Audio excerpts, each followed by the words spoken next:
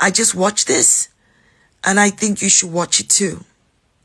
If you're wondering why we're being told Iran is the greatest threat, why this unprovoked, illegal, unjustified war on Iran is being portrayed as being in the best interests of America, the best interests of its allies. If you are wondering why America will engage in an act of war that is unconstitutional and has no Congress authority and violates its own international legal obligations, I think you should watch this. If you're wondering who the real enemy is and who poses the greatest existential threat to us, watch this. The achievement of a broader peace. When history is within reach. So what Israel is fighting here is not merely a seven-front war, but an eight-front war. It's called the Jews against Rome. Rome and Jerusalem clashed over values with a great tragedy for the Jewish people. Well, we lost that one. We have to win the next one. But the new Rome, the United States, Jews against Rome. We stopped playing defense and have moved to offense. The weapons change over time. You can't fight today with swords. That doesn't work very well. But we need the kind of genius that manufactured Apollo gold pagers and infiltrated Hezbollah for over a decade to prepare for this battle. But we have to fight with the weapons that apply to the battlefields in which we're engaged. And the most important ones are the social media. Because the next war will be decided based on how Israel and its allies perform online as much as offline. This is the eighth front, the disinformation campaign. It is actually this eighth front where our enemies believe they can actually defeat the Jewish state. This is the kind of ingenuity and inventiveness that have always been a hallmark of the state of Israel, that have always been a characteristic of the Jewish people. I know we can do it. A lot of this is done with money. Invested billions and billions of dollars in the information battlefield. Money of NGOs, vast. Money of governments, vaster. We prohibit harmful stereotypes about Jewish people, such as claims that Jews control financial, political, or media institutions. You're damn right we're going to cancel them and deplatform them. We monitor them online, social media, messaging apps, video games, cryptocurrency, Hitler admirers, Stalin admirers, Jew haters, podcasts, short form video, Wikipedia, LLM. American haters, Churchill haters. We monitor these people and we share the intelligence with the FBI. You think your stupid little podcast is going to change the world?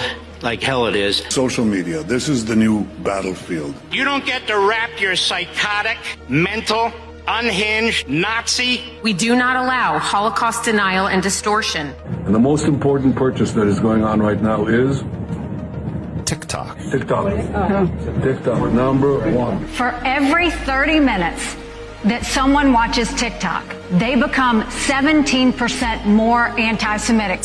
So you have TikTok just smashing our young people's brains all day long with video of carnage in Gaza. And so we really have a TikTok problem. Because anything that we try to say to them, they are hearing it through this wall of carnage. And I sound obscene. Anti-Zionism is just Jew hatred. We made a change. We updated our policies to designate the use of the term Zionist, to recognize that the term Zionist as a proxy for a protected attribute can be used as a proxy for Jews and Israelis as hate speech. Why can't Israel be doing some sort of, counterintelligence? Right now, the ADL is co-writing Sunday school curriculum. Information warfare like this. It's building the technology to train the LLMs more effectively. Like psychological operations in America. As part of a robust framework to combat anti-Semitism, we have industry-leading policies designed with the safety of the Jewish community in mind. You're right, we control the media. So what are you going to do about it? You're going to bitch on Twitter? Like, okay. Meanwhile, we're going to control more of the media. And working with OpenAI, with Alphabet, with Anthropic, with Meta, with Microsoft, we are working with them now to train the LLMs. We also have, I think, over 24 Jewish organizations that are constantly feeding us intelligence and information. So number one, we measure and track Number two, we monitor and disrupt. We have a whole apparatus. I have 40 analysts working full-time, 7 days a week, 24 hours a day, monitoring extremists. Monitoring campuses, digital networks, activist groups, and public officials. We have several PhDs on staff. We have a network of academics and scholars we work with around the country. I've talked to the leaders of AI in the world, and you ask yourself, there's so many blessings in this, but there could be a curse. First thing a country needs to do is to unify all of their data so it can be consumed and used by the AI model. We need to invest in intelligence to understand who are the anti-Semites, who's funding them, what's their plans, who are the leaders, and then once we have that, we can define who is an enemy we can attack. You have to take all of your healthcare data, your diagnostic data, your genomic data. We have to take all of this data we have in our country and move it into a single, if you will, unified data platform. Once we have all this information, we need to empower and mobilize an ecosystem of many organizations that we can incentivize them to work together, to share, and to fight against our common enemies. Mobilizing millions of people, of allies that are quietly by our side. Citizens will be on their best behavior because we're constantly recording and reporting everything that's going on. You know, anti-Semites, most of these people running around, we're not going to win their hearts and minds because they don't have hearts and they don't have minds. So, you know, how are we going to, there's no reason to think we're ever going to convince them, but we can deport them, we can put them in jail, we can make their lives miserable, we can cut off their funding. You've got all these conspiracy theorists online going on and on about how, you know, if you try and say anything, if you try and do anything against Jews, they're going to come after you. We have featured more than 1,000 anti-Semites. And they're going to destroy you and take away your business, and therefore you have to be really, really scared. These Jew haters have faced real consequences, including firings, suspensions, and expulsions. And it's kind of starting to become true. We will shine a light on you that will follow you for the rest of your life. When you look for a job, when you look for a spouse, when you look for a nanny, when you look for anything. And I love that.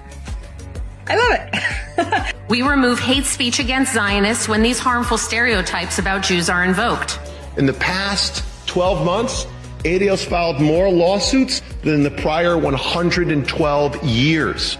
Over the weekend, I received concerning news that I was being sued for $5 million. Vicious, communist, racist, Jew-hating, Israel-bashing monster. Defendant frequently posts anti-Israel rhetoric accusing Israel of controlling the United States and its politicians.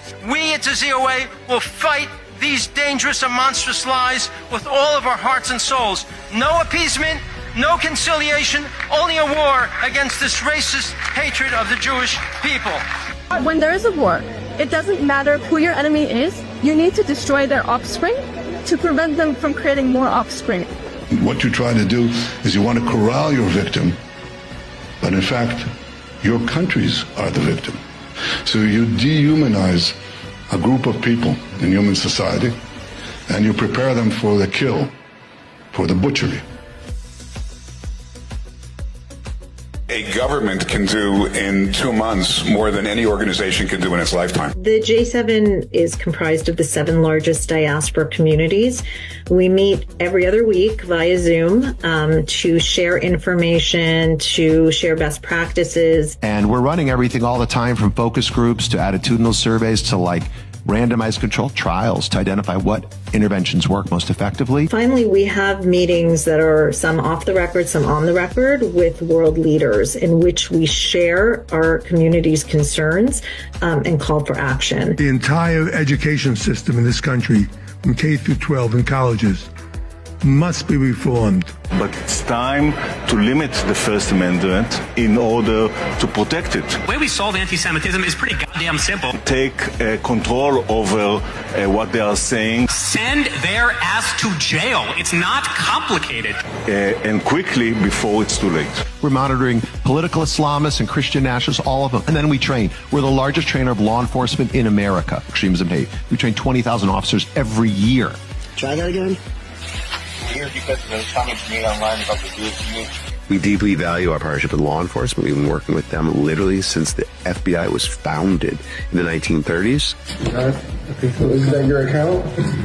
That guy who consistently calls for the death of all Palestinians, that can probably incite somebody to do something radical. That's all we're here to talk about, I would think, to refrain from posting things like that. We are going to have a whole division within the office of the Special Envoy to combat anti-Semitism that is going to work on technology. We must take all of our technological expertise and all of our available resources to develop methods to launch and win a significant counter-information campaign. The products of our technical capacities and sometimes technical and intelligence genius, and we're happy to do it. The office is going to be revamped entirely to be one of the highest profile offices in the State Department. Because it's not working. Too many young people have never heard of the Holocaust. The only solution right now is for the government to decide that all the Jews are a protected minority. That means that the government will be obliged to provide the security. Upgrades to security. Jewish community shouldn't have to be paying for it. We have to pay for our own armed guards? Are you serious? To fund the institutions, culture, and that everybody in Europe will learn about the Jewish contribution and why they should cherish Jewish presence. All your synagogues, all your shuls, all paid for. Everything. Everything that you need is paid for. I, for one, as a Jewish leader, will no longer talk about anti-Semitism in isolation from Israel. It's what we want immediately. If you ask any Jew, what do you want? What do you want? No more protests. No more protests. I'm not an anti-Semite. I just don't like the government of Bibi Netanyahu. No, you're a Jew hater. Would a group be banned if it accuses Israel of genocide or apartheid? If those criteria are satisfied, then that is the case. Any candidate running for a seat in this building, whether for Congress or Senate, we will target them as they target us. Accordingly, we will start a fund to help their opponents. Beginning already in Q1, hedge funds get set up in Israel so we can become another capital of finance. I'll argue we will beat London within a short decade as the second capital of finance. It's going to be New York as a gateway to America, Hong Kong a gateway to China, Dubai a gateway to Southeast Asia, and Israel as a gateway to other parts of the world. So we heard earlier about a mission, a goal to bring 1 million immigrants to Israel. History has proven that when a country starts with allowing anti-Semitism, the results are not kind to that country. I want to make a warning to somebody else, and that's American Gentiles. The minute your country is taken over by anti-Semitism, the minute you start to be a country that's not blessing Israel but cursing Israel, you have begun the process of shrinking away from your empire. And you can decide, you can stay here in New York in a declining empire, or you can come to Israel, which is part of the rising middle of the world, which is moving south and east. That's what I encourage you to do. Our faith in the American project itself has been shaken. The only serious answer to this challenge is to believe again that being Jewish is the most important thing in the world. When we're kicked out of America and America, the whole thing is done, the whole American Jewish project is done, we're going to be fine. For decades, American society allowed Jews to live normal lives. This was a pleasant holiday from our destiny. The holiday is over. The Western culture that stands against the Jews is going down. The West will survive only if it decides to love itself and if it decides to love us, the Jewish people. The Jewish people are not normal.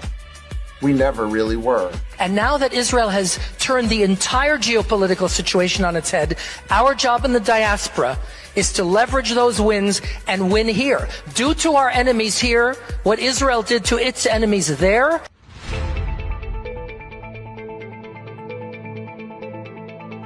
And to the world, I say this: history will not remember those who merely denounced hatred in polite language. History will remember those who acted. This is a small bunch of wannabe Nazis. That's what they are. Anti-Semitism is pure evil. If we have to hunt you down the way they hunted down Nazis for decades, we will find your identities. We will find you. We will achieve justice. I think we're at the cusp of a new age, because I think that we will achieve the expansion of peace. I think that we are in a new age because I think that the possibilities of technology, with their risks, especially in AI, but with their positive benefits, are enormous in every field. I mean, from agriculture to health to transportation and I think that we are together. We can lead this and become not a secondary power, but a primary power.